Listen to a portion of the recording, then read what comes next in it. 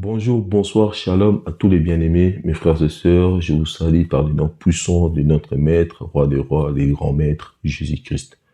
Gloire à son nom qui nous fait triompher. Grâce, toujours grâce et faveur de nous retrouver ici pour partager sa volonté, son amour, que son nom soit glorifié à jamais. Bien-aimés dans le Seigneur, je nous invite tous à continuer à faire des bonnes actions, car nous sommes ici pour faire des bonnes œuvres de notre Père, le Roi des rois, Dieu est tout-puissant, Jésus-Christ. Bien-aimés dans le Seigneur, nous avons un thème aujourd'hui à partager ensemble. En réalité, c'est une question que je pose. Dieu fera ou Dieu a déjà fait? Pourquoi ce thème? Pourquoi cette question? Parce que aujourd'hui, des prédicateurs, des frères, des sœurs, des hommes de Dieu parmi nous ont tendance de nous dire que Dieu fera pour toi dans les semaines qui suivent. Dieu fera ceci, Dieu fera cela. Est-ce qu'il s'agit d'un Dieu qui travaille continuellement, qui travaille constant, qui travaille encore sous la grâce, un Dieu qui est acharné dans four et au moulin, de Dieu qui travaille? Est-ce que ce Dieu-là travaille toujours ou ce Dieu-là a déjà travaillé, a déjà tout accompli?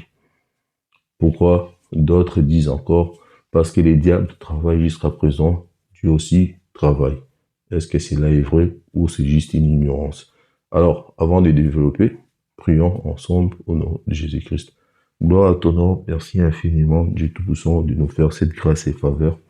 Nous prions en ton nom, Seigneur, que tu nous insistes du début jusqu'à la fin par les noms puissants de Seigneur Jésus-Christ.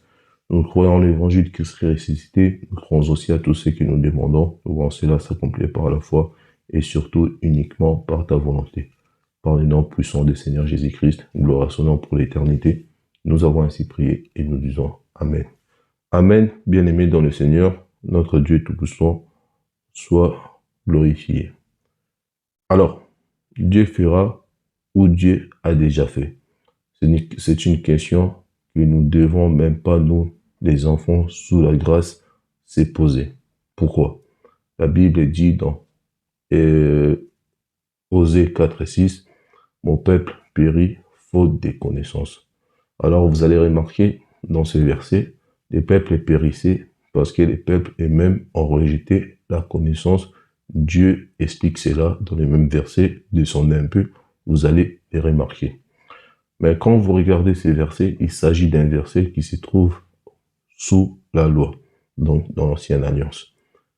Mais grâce et gloire à notre Dieu, au travers son Fils, dans la personne de Jésus-Christ, dans Matthieu 11, verset 25, qui dit par la suite, en ces temps-là, Jésus prit la parole et dit, je te loue, Père, Seigneur du ciel et de la terre, de ce que tu as caché ces choses aux sages et aux intelligents, et de ce que tu les as révélées aux enfants. Gloire à son nom, le Seigneur Jésus-Christ, qui nous révèle ces choses. Alors, juste une petite précision, il ne s'agit pas ici des enfants par âge, non. Dieu lui importe l'âge. Pourquoi? Parce que physiquement, même si tu as 5 ans, 55 mois, un exemple, devant ton père, tu restes un enfant. C'est pas parce que tu as atteint 60 ans, ton père a 80 ans, que tu es égal à ton père. Non, tu restes toujours un enfant. C'est à peu près pareil chez Dieu. Quand Matthieu, ces versets, parle des enfants, il ne parle pas des enfants de 9 ans, 8 ans, comme beaucoup de prédicateurs maintenant ont l'habitude de le dire. Non, il s'agit là des enfants n'ayant le Saint-Esprit. Donc les enfants avec l'ADN du Saint-Esprit, les enfants de Dieu, et non les enfants par âge. Non, ça n'a rien à voir. Dieu révèle ces choses aussi bien aux petits, aussi bien aux grandes personnes. Bref, c'est pas notre sujet, vous l'aurez compris. Il ne s'agit pas des âges, mais il s'agit de l'ADN du Saint-Esprit. Alors, bien aimé, comme je disais, Dieu fera ou Dieu a déjà fait. C'est une question que nous, les enfants de Dieu, nous ne pouvons pas se poser. Mais vu que la question se pose, voyons voir cela ensemble pour opérer, découvrir ces choses ensemble. Alors, vous le savez, c'est un langage constant, une phrase répétitive que les hommes de Dieu ont l'habitude de dire aux fidèles. Dieu va faire ceci pour toi, Dieu va s'est révélé à toi. Dieu va faire ça dans les semaines qui suivent, dans les jours qui suivent, dans les mois qui suivent. Est-ce que la vie chrétienne, c'est de se dire Dieu va faire, parce que ce Dieu-là travaille encore et toujours sous la grâce, travaille au four et au moulin pour satisfaire les besoins de ses enfants, ou c'est un Dieu qui a déjà travaillé, qui a accompli tout et qui fait juste, qui donne juste la chose qui a déjà été préparée. Dans ce cas-là, si ce Dieu-là a déjà travaillé, donc par là, nous pouvons pas dire que Dieu va faire parce que Dieu a déjà travaillé, mais par là, nous comprenons que nous devons nous découvrir qu'est-ce que Dieu a déjà fait. Donc par là, je vous amène à comprendre que la vie chrétienne, ce n'est pas se dire Dieu va faire, mais c'est de découvrir qu'est-ce que Dieu a déjà fait. Mais continuons, bien aimés dans le Seigneur. Nous allons prendre là un verset ensemble. Donc, nous allons prendre là Jean 5, verset 17. Je lis au nom de Jésus-Christ. Qu'est-ce qu'il dit le Seigneur Jésus-Christ? Mais Jésus leur répondit, mon Père a agi jusqu'à présent, moi aussi j'agis. Gloire à Dieu. Jean 5, 17. Mon Père agit jusqu'à maintenant, moi aussi j'agis. Alors, les maintenant que les versets nous dit là, dans Jean 5, 17, c'est les maintenant de l'ancienne alliance. Donc, les maintenant de la loi, sous la loi, où Jésus dit ces phrases, dit ces mots, mon Père travaille, moi aussi je travaille. Donc, les pères qui travaillent dans la personne de Jésus-Christ pour accomplir la mission dont Jésus il est venu effectuer ici sur la terre. Alors, comprenons par là, Jésus parle sous l'ancienne alliance. Donc, il parle dans la loi. Alors, continuons, bien aimés, dans le Seigneur, avec Jean 19, verset 30, qui dit ceci. Quand Jésus y prit les vinaigres, il dit, tout est accompli, et baissant la tête, il rendit l'esprit. Jean 19, verset 30. Il s'agit là aussi d'un verset qui se trouve sous la loi. Donc, nous avons lu ensemble en premier Jean 5, 17, où Jésus dit que mon Père travaille, moi aussi je travaille. Et là, nous venons de lire Jean 19, verset 30, où le Seigneur Jésus dit, tout est accompli, et baissant la tête, il rendit le souffle. Donc, nous comprenons que le travail que le Dieu Tout-Puissant effectué dans la personne de son Fils Jésus-Christ a été accompli dans la loi, donc sous la loi. Donc, le travail a été là achevé. Donc, le travail a été fini. Et le travail dont le Seigneur Jésus parlait dans Jean 5, il disait, mon Père, il travaille, moi aussi j'agis. Alors, le travail, nous devons savoir qu'est-ce que c'est ce travail-là.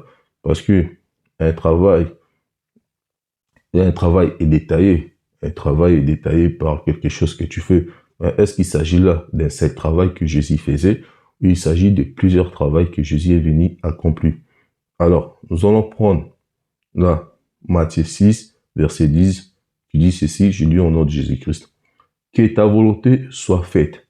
Donc, nous comprenons que le Seigneur Jésus-Christ faisait un travail qui n'était pas le tien, mais un travail par la volonté de son Père. Donc, il effectuait bien là un travail choisi par son Père. Donc, il faisait la volonté de son Père. Mais regardons ensemble qu'est-ce que c'est cette volonté qui faisait le Seigneur Jésus-Christ ici sur terre. C'est le travail de la volonté de son Père. Luc 4, verset 18 à 21. Je lis au nom de Jésus-Christ. Il dit ceci. L'Esprit du Seigneur est sur moi, parce qu'il m'a oint pour annoncer une bonne nouvelle aux pauvres. Donc là, nous avons là des caractéristiques du travail que le Seigneur est venu effectuer la volonté de son Père. Il dit, l'Esprit du Seigneur est sur moi parce qu'il m'a oint pour annoncer une bonne nouvelle. Donc, une des choses, dans ce travail, il y avait la bonne nouvelle à annoncer. Il m'a envoyé pour guérir ceux qui ont les cœurs brisés. Donc, guérir les cœurs brisés. Par les cœurs brisés, nous trouvons les gens qui n'ont pas de travail, les gens envoûtés par les démons, les gens qui n'ont pas d'enfants, les gens qui n'ont pas de mariage, les gens affamés, donc le cœur brisé par des soucis. Donc le Seigneur est venu pour guérir cela. Donc là, par là, nous avons là deux caractéristiques du travail qu'il est venu effectuer. Verset 19. Pour proclamer aux captifs la délivrance et aux aveugles les recouvrements de la vue. Donc nous avons là encore deux caractéristiques. Donc proclamer aux captifs la délivrance, faire la délivrance aux personnes qui sont emprisonnés par les diables. Voilà, faire la délivrance aussi charnelle et aussi spirituelle. Et tout d'abord, il s'agit de l'espirituel, que là, ça parle. Alors, recouvrer de la captive la délivrance et aux aveugles le recouvrement de la vue. Donc, par là, nous voyons encore une des volontés de son Père que le Seigneur Jésus-Christ est venu accomplir. Alors, pour renvoyer libre les opprimés, pour publier une année des grâces du Seigneur. Voilà donc le travail que le Seigneur Jésus-Christ est venu faire, donc la volonté de son Père. Le verset 20 qui dit ceci, ensuite, il roulant le livre, ensuite, il roulant le livre, les remit aux serviteurs et s'assit tous. Ceux qui se trouvaient dans la synagogue avaient des regards fixés sur lui. Verset 21. Alors, il commença à leur dire, aujourd'hui, cette parole de l'écriture que vous venez d'attendre est accomplie. Alors, par là, nous comprenons que le Seigneur qui parle d'accomplissement alors qu'il n'avait même pas encore commencé à effectuer ce travail. Par là, nous comprenons que le Seigneur rend grâce à Dieu de quelque chose qui est déjà accompli spirituellement, mais que lui, le Seigneur, va effectuer ça physiquement. Donc, il y a une chose à retenir, le Seigneur avait déjà fait cela spirituellement et que le physique est venu accomplir. Donc, Dieu doit faire, non, car Dieu avait déjà fait en travers son Fils, le Seigneur Jésus-Christ, spirituellement, et le physique, il a fait quoi? Il est venu accomplir jusqu'à ce que l'Esprit avait déjà accompli. Alors, bien aimés dans le Seigneur, continuons avec les versets Jean 17, verset 4, qui dit ceci. J'étais glorifié, Jésus dit, Jean 17, verset 4, Jésus dit, j'étais glorifié sur la terre, j'ai achevé l'œuvre que tu m'as donnée. Donc nous comprenons dans Jean 17, verset 4, toujours sous la loi, le Seigneur Jésus-Christ, qu'est-ce qu'il fait? Il a achevé l'œuvre, donc le travail a été fini. Donc tout ce qu'il avait fait a été accompli. Donc par là, nous comprenons, tout est accompli. Qu'est-ce qui était accompli? Donc tout le travail qu'il y avait à faire, non seulement spirituellement, et d'autres, le Seigneur Jésus-Christ a fait quoi? A tout accompli. Donc, a fait tout le travail, il a achevé le travail. Et par là, nous comprenons que le Seigneur qui travaillait sous l'ancienne alliance, ce travail-là est fini avant même de rentrer sous la nouvelle alliance. Donc, dans la grâce du Seigneur, est-ce qu'il travaille? Non, parce que le travail a été achevé. Le travail, c'était fini. Alors, continuons avec 1 Pierre 3, verset 22. Il nous dit ceci. Je lis au nom de Jésus-Christ. Qui est à la droite de Dieu depuis qu'il est allé au ciel, et que les anges, les autorités et les puissants lui ont été soumis. Donc, nous comprenons que le Dieu des Pères qui a envoyé le Fils à travailler dans la personne de Jésus-Christ a été satisfait du travail de son Fils. Donc, une fois satisfait, Dieu a fait quoi? Il a rappelé son Fils, tiens, assis-toi à ma droite, car le travail dont je t'ai envoyé, tu l'as achevé et je suis satisfait de ton travail. Donc, une personne qui est assise, cela représente une personne qui a fini son travail. C'est pas une pause pour reprendre par la suite parce qu'il a fini. Donc, il est parti au ciel, il s'est assis à la droite de Dieu. Qu'est-ce qui nous démontre que c'est pas une pause pour que sous la grâce, le Seigneur revient pour travailler encore, pour que les frères et les sœurs, les prédicateurs vous disent que Dieu va faire quelque chose pour toi. Comme s'il s'agissait d'une pause que Dieu avait prise sous la loi, il est parti s'asseoir et sous la grâce, revenu pour travailler encore. Non. Alors, prenons Hébreux 9, verset 12, qui nous démontre qu'il ne s'agit pas d'une pause, mais d'un travail fini, achevé, close, fini. Donc, fini, il n'y a plus rien à refaire. Je lis au nom de Jésus-Christ.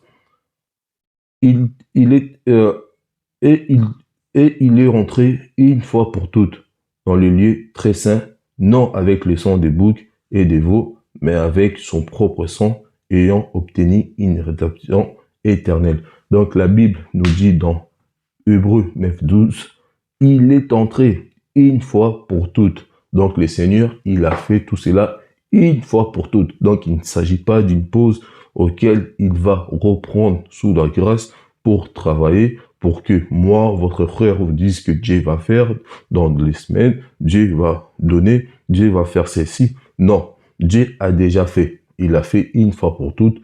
Il va plus rien faire. Donc les choses accomplies, maintenant, ça va être donné. Dieu fera rien. Dieu va donner tout juste. Il n'y a plus rien à faire. Donc, dois-je encore, moi, vous dire, Dieu va faire des choses pour toi dans les semaines qui suivent? Non, parce que ce Dieu-là ne travaille plus. Ce Dieu-là a tout accompli. Dieu va juste être favorable à ton égard. Voilà pourquoi j'ai dit, Dieu nous soit favorable et non, Dieu va faire puisque Dieu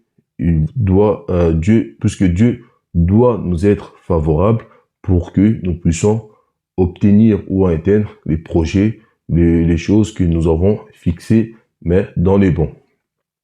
Alors, je continue, bien aimé dans le Seigneur, avec ces mots-clés que les pasteurs, les hommes de Dieu vous disent aussi souvent dans les églises, que les frères et les sœurs vous disent aussi souvent dans l'église. Et les mots-clés, c'est quoi? C'est Dieu va te bénir. Souvent par les pasteurs, que Dieu te bénisse, ma sœur. Et là, tu attends, ma sœur. Amen, pasteur. Que Dieu te bénisse, mon frère. Amen. Comme s'il s'agit d'un Dieu qui bénit toujours. Non, Dieu ne va pas te bénir. Comme je viens de dire, que Dieu vous soit favorable. Dieu va être favorable à ses enfants. Donc, au lieu de dire Dieu va te bénir, je préfère te dire, ma sœur, mon frère, que Dieu vous soit favorable. Car s'il est favorable à ton égard, tu vas aussitôt recevoir que ce que tu attends. Mais il ne s'agit pas là d'une bénédiction que Dieu va donner. Car la bénédiction, Éphésiens 1:3 nous dit, je lis au nom de Jésus-Christ, béni soit Dieu le Père de notre Seigneur Jésus-Christ, qui nous a bénis de toutes sortes de bénédictions spirituelles dans les lieux célestes en Christ. Écoutez, très bien. Je relis au nom de Jésus-Christ. Béni soit Dieu le Père de notre Seigneur Jésus-Christ, qui nous a, il s'agit des présents, donc il parle là des présents, de l'indicatif présent, qui nous a, pas qui va bénir, parce que les pasteurs, les frères vous disent, Dieu va te bénir. Non, Dieu t'a déjà béni. Dieu va pas te bénir, Dieu t'a déjà béni. Mon frère, ma sœur, que tu mettes la dîme ou pas, d'ailleurs, bref, c'est pas notre sujet, mais que tu mettes la dîme ou pas, que tu fasses ou quoi, Dieu t'a déjà béni. La bénédiction, tu l'as déjà.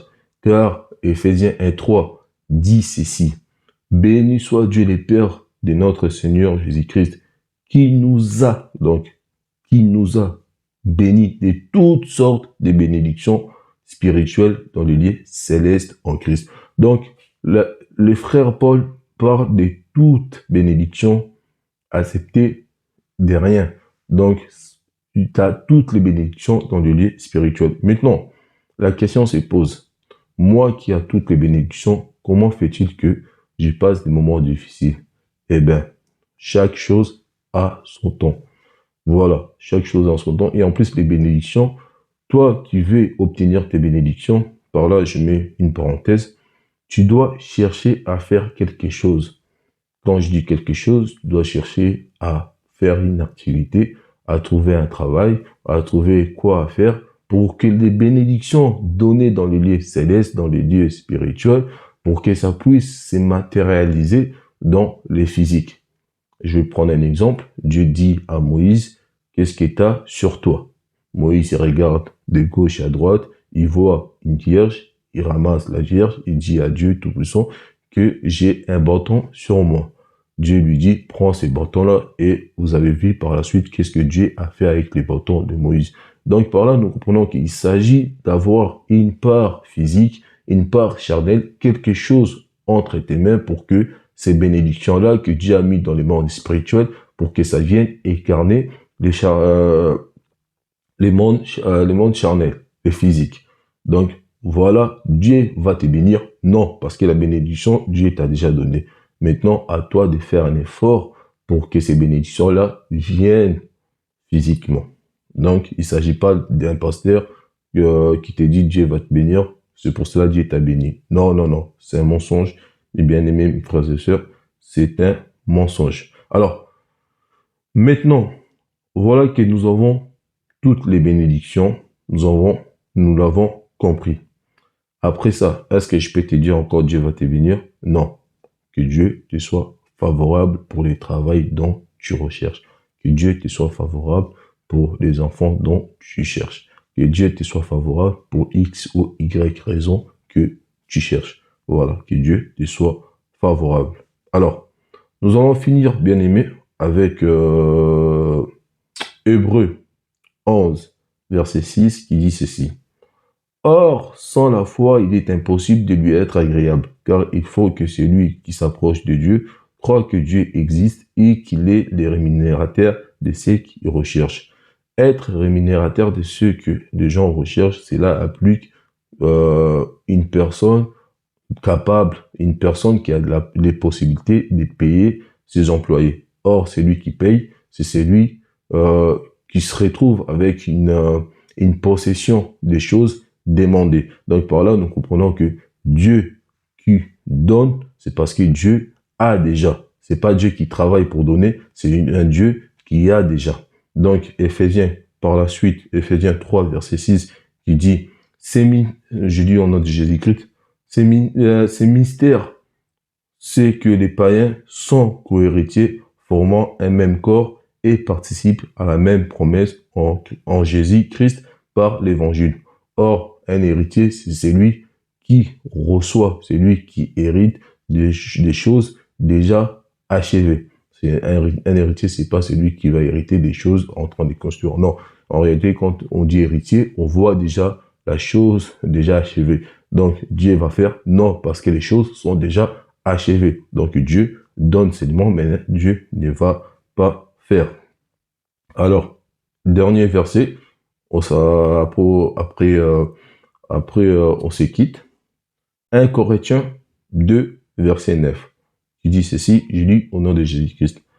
Mais, comme il est écrit, ce sont des choses que l'œil n'a point vues, que l'oreille n'a point entendues, et qui ne sont point montées au cœur de l'homme, des choses que Dieu a préparées pour ceux qui l'aiment. La Bible, enfin, les versets finissent par dire avec cette phrase, les choses que Dieu a préparées pour ceux qui l'aiment. Donc, Dieu a déjà préparé ces choses. Dieu ne prépare plus pour que Dieu te donne. Dieu va faire. Non. À dire Dieu va faire, ça applique un Dieu qui travaille, un Dieu qui prépare. Non, Dieu a déjà préparé. Donc, Dieu te donnera juste. Donc, vous l'aurez compris. Est-ce que devrons-nous aujourd'hui encore dire Dieu va faire dans les semaines qui suivent, dans les jours qui suivent, dans les années qui suivent, dans les mois qui suivent? Dieu va faire quelque chose pour toi, mon frère, ma soeur? Non. Dieu va te donner. Il faut parler dans la grâce.